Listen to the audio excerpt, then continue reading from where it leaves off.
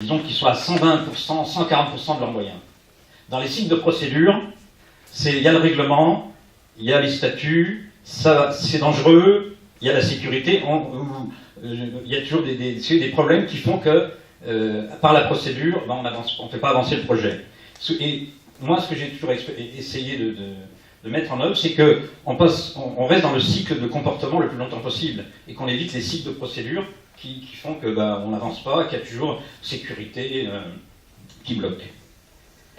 Alors maintenant, vous êtes confrontés, vous allez l'être aussi, il y a deux types de groupes. Les groupes que vous constituez, ou les groupes qui vous sont imposés. Bon, quand c'est vous qui recrutez, c'est intéressant, mais des fois vous avez des groupes à gérer avec une diversité. Et donc, moi j'ai été confronté à des collègues qui disaient, mais moi je constitue des groupes qu'avec des gens que j'aime bien. Vous l'avez entendu, vous l'entendrez. Hein. Qu'avec des gens que j'aime bien, je ne prends pas les gens qui m'aiment bien en plus.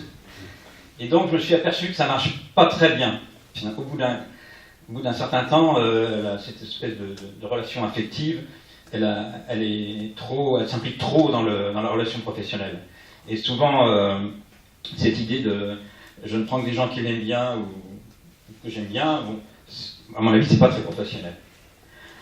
Ensuite,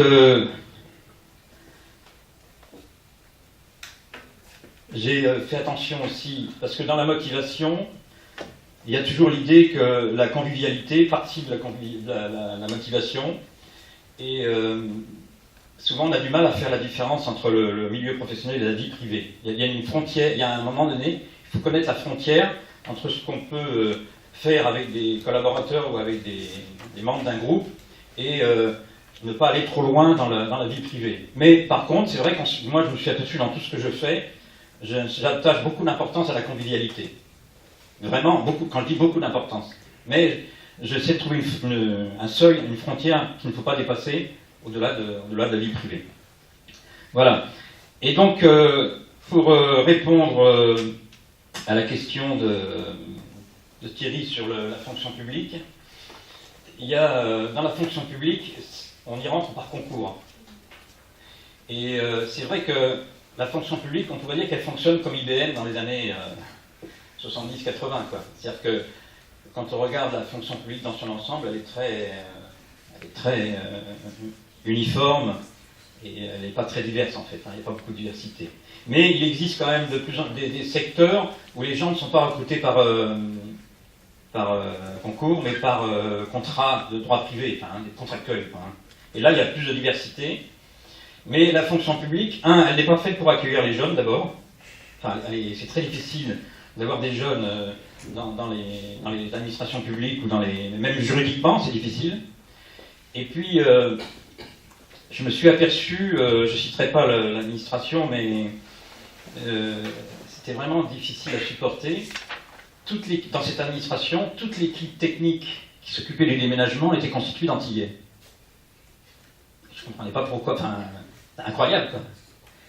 Donc, il y a naturellement, peut-être, je ne crois pas du genre, mais naturellement, il y a aussi, même dans la fonction publique, des discriminations et des espèces de gens qui sont mis à l'écart avec des statuts particuliers. Voilà ce que je ressors de ça. Moi, l'expérience que j'ai, c'est que dans tous mes projets et tous les groupes que vous allez animer, il y a une chose à laquelle il faut que vous fassiez attention, ça c'est rare, j'ai une certitude, c'est que 90% de votre énergie passe au problème de personne. 90% Et le problème, c'est que c'est au détriment du projet. D'abord, puisqu'on passe toute notre énergie à régler des problèmes de conflit, des problèmes de personnes, de hiérarchie. Et c'est très difficile de ramener les gens dans le cycle de comportement. Vous voyez, de les ramener vers le projet. Ça, c'est une bataille permanente. Et en plus, ce qui est plus grave, c'est que les 10% restants, en fait, vous êtes ceux qui vous embêtent le plus, c'est ceux qui ont normalement les moyens de régler leurs problèmes. Enfin, ceux qui ont des moyens intellectuels, financiers de régler leurs problèmes. Donc, vous voyez, bon courage pour la suite, pour votre fonction d'animation. Merci Yves. C'est d'autant plus intéressant tes propos que pour la fonction publique, que c'est la fonction publique qui fait la leçon bien souvent aux organisations d'entreprises privées et qui ont beaucoup de mal elles-mêmes à mettre en œuvre la diversité, qui passe évidemment par aussi la diversité dans les écoles. Et avec cette ouverture que certaines écoles ont commencé il y a quelque temps au Sciences Po, mais qui sont loin, c'est très loin d'être abouties. Si on prend l'École nationale d'administration, évidemment, on en sait quelque chose. Alors, je suis heureux d'accueillir Vaquier, c'est ça, François Vaquier, qui a une carrière dans les hauts grades de l'armée de terre, général de brigade, de division, et qui aujourd'hui travaille dans le management de la transition et qui peut aussi nous parler de cette diversité par rapport à ces hauts fonctionnaires de l'armée, aujourd'hui qui se reconvertissent en seconde carrière vers des organisations privées. Donc ça peut être aussi un élément de réflexion dans le témoignage. Je vous laisse la parole. Merci, bonsoir. Alors j'avoue que je me suis un petit peu interrogé sur la raison d'être ici pour moi dans les sujets qui ont été traités auparavant. Pourquoi parler de la reconversion des militaires? Ça pouvait paraître un peu antinomique. Et finalement, en reprenant un petit peu quand même le thème qui est celui de la diversité, j'ai dit il y a quand même peut-être aussi quelques messages à faire passer et puis faire part d'expérience aussi, puisque je pense que les armées ont peut-être aussi quelque chose à dire sur ce sujet. Alors pour vous expliquer un petit peu mon parcours très rapidement, donc j'ai débuté une carrière militaire il y a 38 ans maintenant, voilà, en commençant d'abord par le service national, et je vais terminer, comme vous l'avez dit, en tant qu'officier général, en charge au sein du cabinet du ministre, donc d'accompagner la reconversion ou les transitions professionnelles des officiers généraux, mais en fait j'ai aussi un regard sur tout l'ensemble des reconversions des militaires, puisque c'est quand même pour nous un sujet majeur.